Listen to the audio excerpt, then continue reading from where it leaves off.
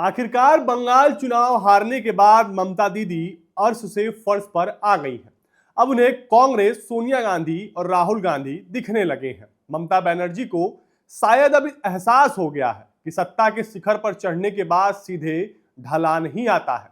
अब न सिर्फ ढलान आया बल्कि पार्टी टूट की कगार पर है। विधायकों ने ऋतुव्रत बनर्जी के नेतृत्व में अलग गुट बना ली और पार्टी के 22 सांसद भी अब एनडीए गठबंधन में शामिल होना चाहते हैं। यानी कि ममता दीदी न सिर्फ सत्ता से गई बल्कि पार्टी से भी गई। अब जब चारों ओर दीदी को रात नजर आई तो वे खुद इंडिया ब्लॉक की मीटिंग की वकालत करने लगी। अभी 5 महीने पहले तक जिस ममता बनर्जी को इंडिया ब्लॉक फूटे आंख नहीं सुहाता था, आज वही दिल्ली में इस बैठक का स्वागत कर रही हैं। अब 2 साल बाद इंडिया ब्लॉक ने 8 जून को बैठक की जिसमें 23 पार्टियां शामिल हुई। यह बैठक ऐसे समय हुई जब खुद इंडिया ब्लॉक में तनातनी चल रही है। आम आदमी पार्टी और डीएमके तो शामिल ही नहीं हुए। सीपीआईएम भी कांग्रेस से नाराजगी के बीच इस बैठक में मौजूद रही। इंडिया ब्लॉक की यह बैठक ऐसे समय हुई जब महीने भर पहले ही विधानसभा चुनाव के नतीजे आए। बंगाल में ममता बनर्जी की हार के बाद यह बैठक बुलाई गई। अब बैठक में क्या क्या हुआ, किन मुद्दों पर बात हुई, किन बिंदुओं पर सहमति बनी, ये सारी चीजें हम इस रिपोर्ट में जानेंगे। इंडिया गठबंधन की इस बैठक में विपक्ष के बीच 5 बिंदुओं को लेकर सहमति बनी। इस बैठक में इंडिया ब्लॉक के नेताओं ने हर 2 महीने में बैठक करने पर सहमति जताई। अगली बैठक हैदराबाद में करने पर सहमति बनी।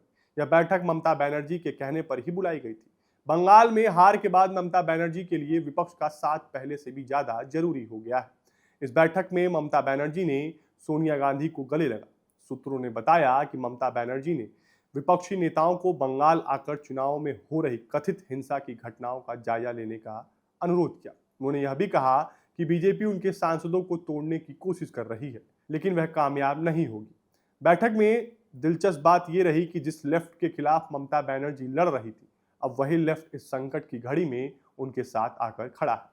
सीपीआई-एमएल के महासचिव दीपांकर भट्टाचार्य ने कहा कि संकट की इस घड़ी में इंडिया ब्लॉक ममता बनर्जी के साथ है। हालांकि सीपीआई महासचिव डी राजा ने खुलकर ममता बनर्जी के साथ खड़े होने की बात नहीं कही।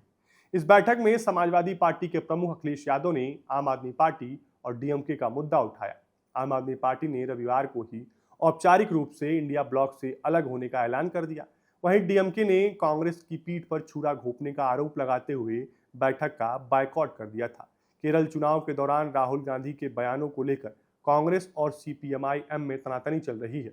सीपीएम के महासचिव एमए बेबी ने बैठक से पहले भी इसे लेकर कांग्रेस अध्यक्ष मल्लिकार्जुन खड़गे को पत्र लिखा और सफाई मांगी थी। दरअसल चुनाव के दौरान राहुल गांधी और कांग्रेस नेताओं की ओर से कथित तौर पर सीपीआईएम और पूर्व सीएम पिनरई विजयन पर बीजेपी से मिली भगत पर आरोप लगाया गया।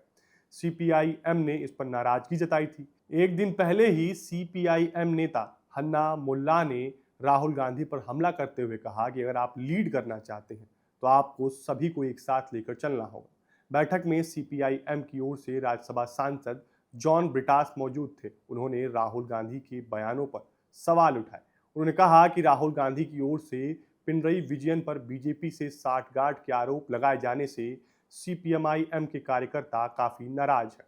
सूत्रों ने बताया कि इस पर राहुल गांधी ने सफाई देते हुए कहा कि मेरा बयान राजनीतिक था, मेरा मकसद किसी व्यक्ति या विचारधारा पर हमला करना नहीं था। अब आइए आपको बताते हैं कि किन 5 मुद्दों पर सहमति बनी। बैठक के बाद कांग्रेस अध्यक्ष मल्लिकार्जुन खड़गे ने प्रेस कॉन्फ्रेंस कर बताया कि एसआईआर पर सीजीआई को पत्र लिखेंगे।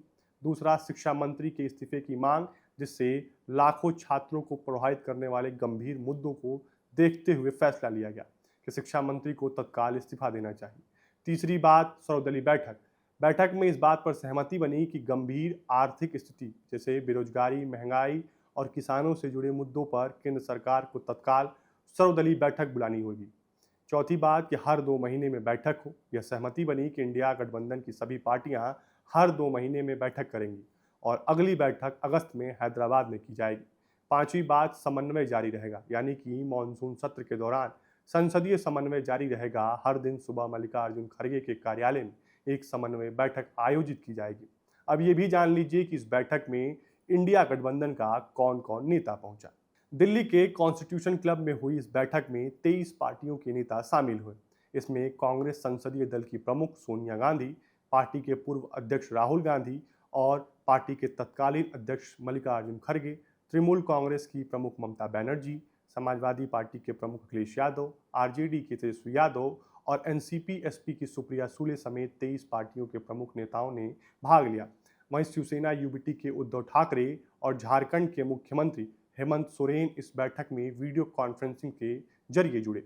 बैठक में नेशनल कॉन्फ्रेंस के नेता और जम्मू कश्मीर के मुख्यमंत्री Omar Abdullah, people democratic party यानी पीडीपी की नेता महबूबा मुफ्ती और झारखंड मुक्ति मोर्चा के सरफराज अहमद, सीपीआईएम के जॉन ब्रिटास, सीपीआई महासचिव डी राजा, सीपीआई एमएलएम के दीपांकर भट्टाचार्य और कई अन्य दलों के नेताओं ने भी हिस्सा लिया। फिलहाल के लिए इतना ही, और भी ऐसे वीडियो के लिए देखते रहें बजरबट्टू दुनिया। धन्यवाद।